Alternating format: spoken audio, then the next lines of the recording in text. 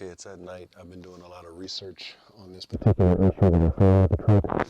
Not a major issue, but an issue nonetheless. So I'm underneath the truck. I'm sitting here underneath the truck right now. There was an oil leak about right here, where I'm laying in between the front tires.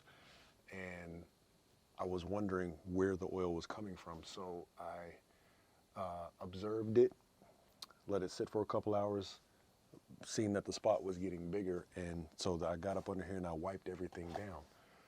When I wiped everything down, I came back about an hour later and I noticed a drip forming again on the oil pan itself.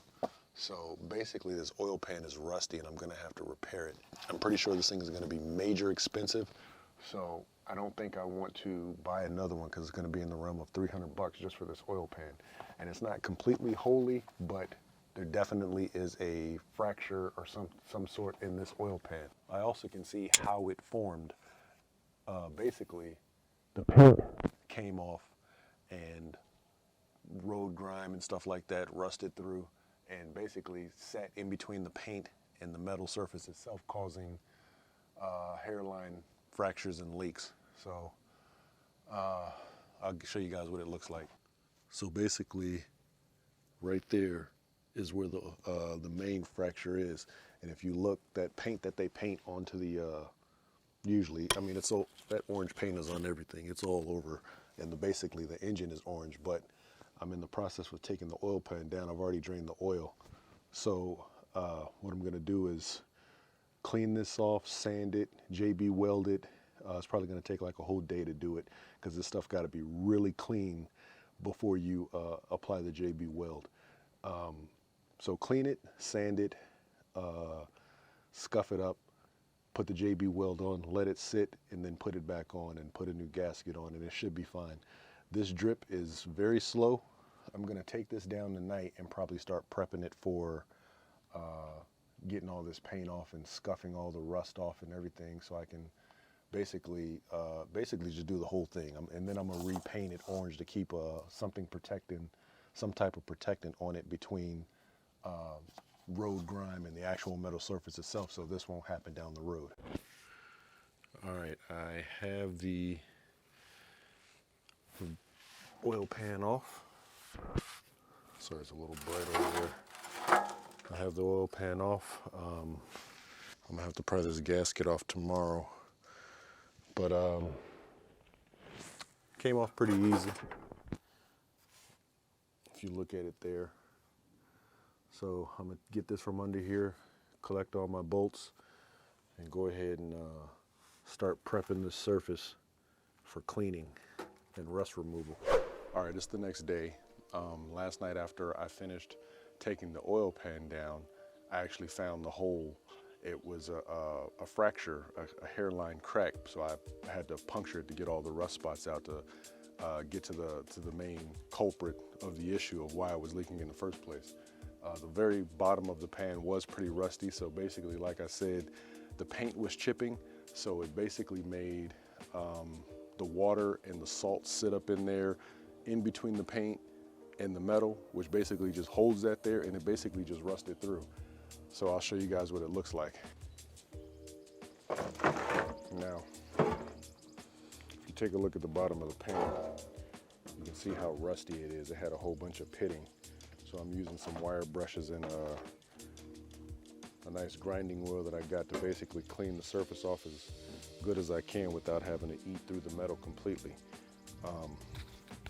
This stuff isn't for the faint of heart, so if you're not good with repairing things or doing this type of work, you should really just go rent. That'll be all right for you, and let somebody else tackle this type of maintenance. But see the hole right there? So that's underneath the truck, that's basically the spot that I seen that little drip kept forming. So there was paint all on this, and as the oil was going through, it just kept pooling right here and dripping. And as I was driving down the road, it was actually flying towards the back and splashing everything else. I'm gonna finish getting a lot of this pitting off. And I have a chemical that actually converts rust. I have a rust converter, and a really good one at that. So I'm gonna end up painting the whole bottom of the pan with the rust converter, and then I'm gonna paint it back orange so it has a protective layer on it again.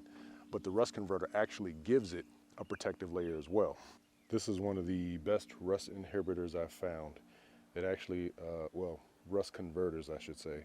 It turns all this surface black and basically converts the rust into something that's not going to rust.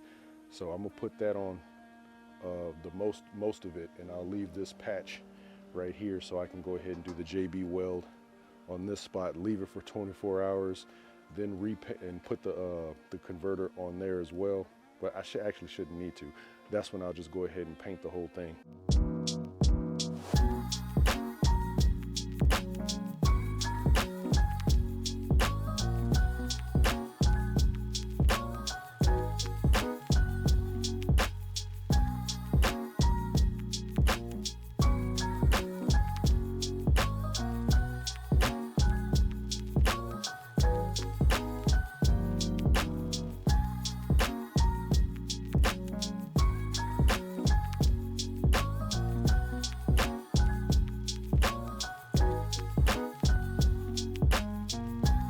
As it turns it black, that's the conversion.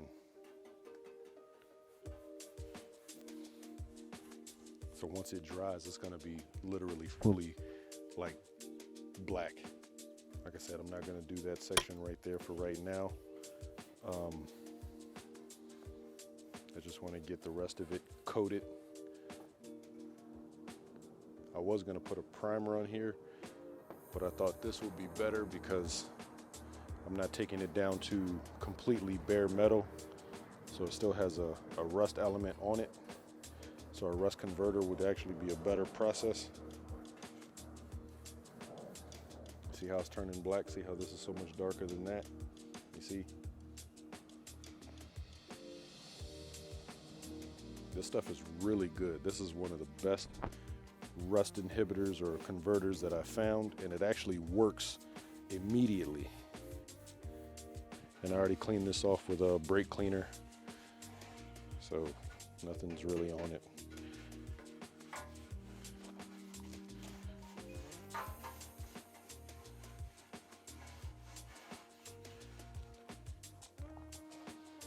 All right, so now the next phase is the JB Hunt.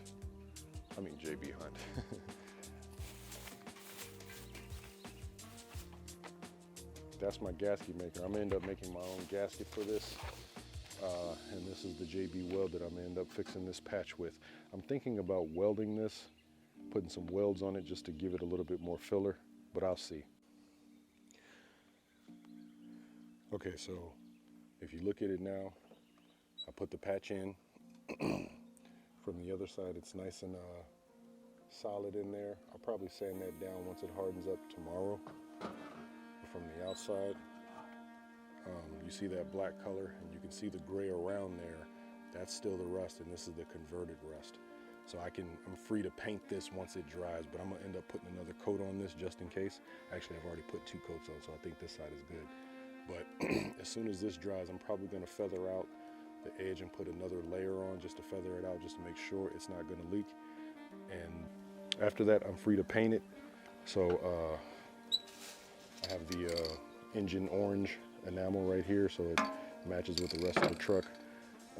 See, all that flaking paint is where the salt was basically sitting up on there and rusting the unit through. So all these little divots and stuff is what I had to grind out, but it's okay. So now it's converted, and all I have to do is protect it again. But I'm gonna let this dry for a couple hours right here in the beautiful Virginia, hotter than Alabama sun. And then after that, I'll come back and feather in a little piece on the edge of that just to make sure any oil doesn't seep out or get through. I'm pretty sure it won't because I've cleaned the inside thoroughly, but just in case. All right, it's been about 3 hours.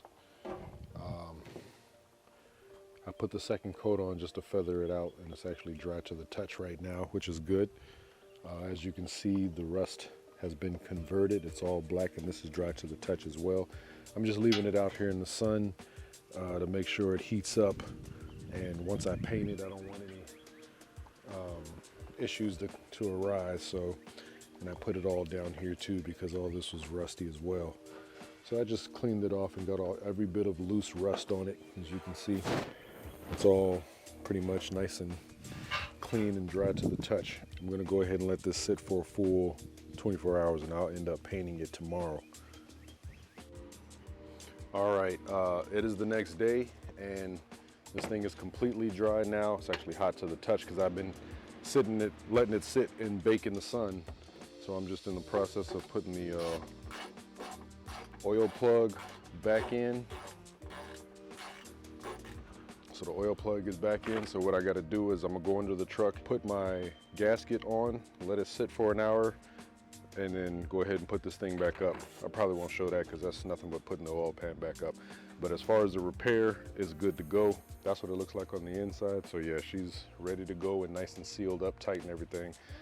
And with the new paint, I'll be able to see if there's any leaks or anything. That's the whole reason for painting it. But so I'm gonna go ahead and get this project going. Today the rotor should get here as well. So I'm gonna go ahead and start that process at least on the back. Tomorrow I'll do the front rotors along with the tires and I'll go ahead and take the tires to go get them put on. But yeah, things are looking good and I signed up to Amazon. I'm just waiting to hear back from them. So that's another good step. And yeah, we're just moving along. All right, so oil pan is up, tightened, and I haven't put oil in it. I'm actually gonna wait till tomorrow to put oil in it. I want it all to cure. I don't have anywhere to go right now anyway, so I'll wait for it all to cure, then I'll put the new oil in it with the Hot Shot Stiction that I like to put in my diesel vehicles. But we got a package. So I got all 4 of the rotors and I'm about to tackle this next. Go ahead and open one of these bad boys, see what it's looking like. Oh sweet, a box within a box.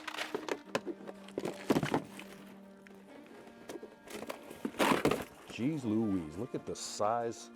I can palm a basketball. Look at the size of that rotor. Oh my. It's like a 15-inch speaker, like, good gracious. That should give us supreme stopping power though, so I'm not mad at that. I'm gonna do the back today. I also think my shocks come in tomorrow, so I'd like to just knock out the entire front as one piece. Online, on eBay, I actually found the clutch for the AC. So I'm gonna take off the serpentine belt today and actually play with that a little bit to see if that's actually where my squeal is coming from, just because it's annoying and I really wanna get it fixed. So, and that should be it as far as me getting an inspection. So maybe Thursday, if everything is all done, I can go ahead and go get the DOT inspection. I just got the tires, so I'm gonna go ahead and take these over to the shop in Southside and go get these bad boys put on. As you can see behind me, I got the new tires all loaded up with the rims. I got the truck sitting on both my jack stands. One's 5,000 pounds, one's 7,000 pounds. It should be able to hold till I get back. Then I'll slap these tires on and I'll pretty much be done with the front for right now. There's not too much else I gotta do. I do wanna check on my fuel filter, see what that's gonna cost. And while I'm there, I'm gonna pick up my shocks. Actually, yeah, I gotta pick up the shocks and bring those back so I can throw those on real quick. That should be quick, fast, and in a hurry. And or I'm gonna order the pedal. Because like I said, I think something's going on with the pedal, so I can eliminate that. It's actually cheap enough, it's only 80 bucks.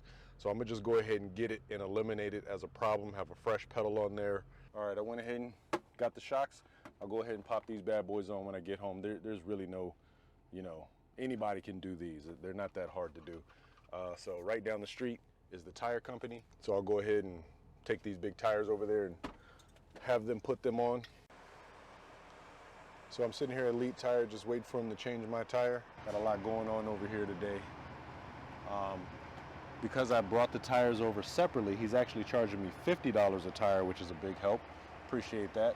They just brought mine in, so he's starting to let the air out of the tires, and hopefully I'll be done within 20 minutes or so, 20, 30 minutes to get my tires placed on. And I'm hoping they keep the old ones. I really do. They got a big pile of tires back there, so I'm hoping they keep them and don't try and charge me for them. That'd be nice. But if I got to take them, it is what it is. I'll just take them to the dump myself.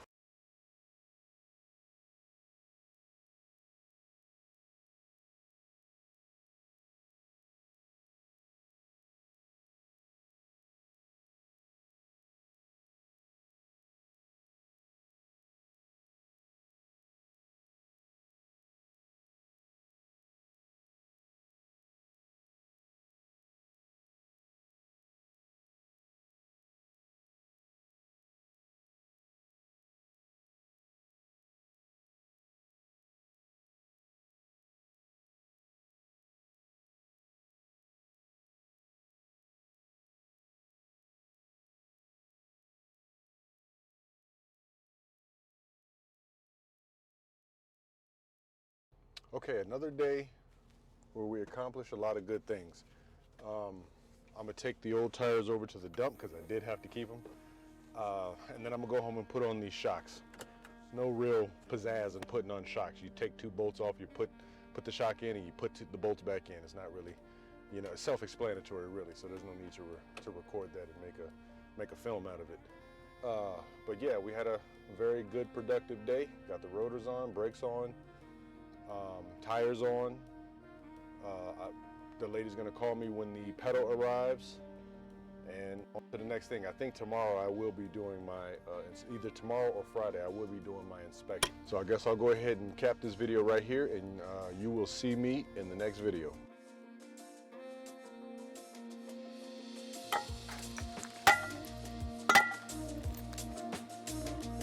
It's just a rubber cap.